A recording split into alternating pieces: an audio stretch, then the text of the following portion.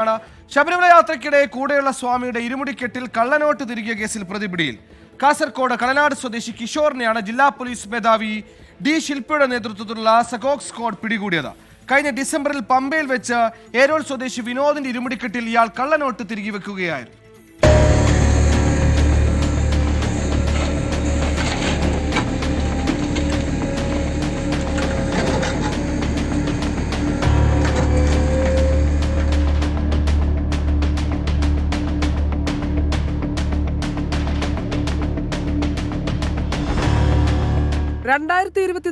December 15 Kasaragod നിന്നും 14-അംഗ തീർത്ഥാടക സംഘം കാൽനടയായി ശബരിമലയിലേക്ക് യാത്ര തിരിച്ചത്.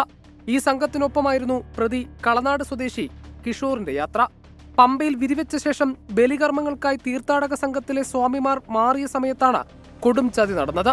ഇരുമുടിക്കെട്ടുകൾക്ക് കാവലിരുന്ന കിഷോർ ഏരോൾ സ്വദേശി വിനോദിന്റെ കെട്ടിലേക്ക് കള്ളനോട്ട് തിരികെ വെച്ചു.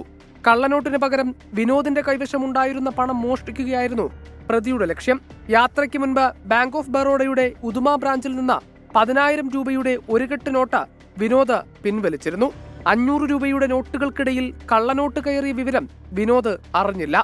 ശബരിമല യാത്ര കഴിഞ്ഞ് വീട്ടിലെത്തിയ ശേഷം മൊബൈൽ ഫോണിന്റെ ഡിസ്പ്ലേ മാറ്റാൻ പാലക്കുന്നിലെ മൊബൈൽ ഷോപ്പിൽ വിനോദ് പണം നൽകിയപ്പോഴാണ് കള്ളനോട്ടാണെന്ന് മനസ്സിലായത്. മൊബൈൽ ഷോപ്പ് ഉടമയുടെ പരാതിയിൽ വിനോദിനെ പ്രതി ചേർത്ത് ബേക്കൽ പോലീസ് കേസെടുത്തു. ഇയാളെ ചോദ്യം ചെയ്തതിൽ നിന്ന് നിരപരാധിയെന്ന് വ്യക്തമായതോടെ കള്ളനോട്ടിന്റെ ഉറവിടത്തെക്കുറിച്ച് പോലീസ് അന്വേഷണം നടത്തുകയായിരുന്നു. ജില്ലാ പോലീസ് മേധാവിയുടെ സ്ക്വാഡ് അംഗങ്ങളായ SI നാരായണൻ, മഞ്ചേശ്വരം സ്റ്റേഷനിലെ senior civil police officer P Pramod എന്നിവർ നടത്തിയ അന്വേഷണത്തിൽ കളനാട് സ്വദേശി കിഷോറിലേക്ക് സംശയം നീണ്ടു.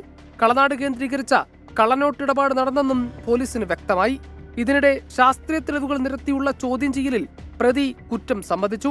കിഷോറിന്റെ വീട്ടിൽ നടത്തിയ പരിശോധനയിൽ കക്കൂസ് കുഴിയിൽ ഒളിപ്പിച്ച നിലയിൽ നോട്ടടിക്കുന്ന വസ്തുക്കളും കണ്ടെത്തി. ഇയാളുടെ ഭാര്യ സഹോദരനെ മംഗലാപുരം കേന്ദ്രീകരിച്ച് നടന്ന കള്ളനോട്ട് കേസിൽ കർണാടക പോലീസ് അറസ്റ്റ് ചെയ്തിരുന്നു. 24 കാസർഗോഡ്.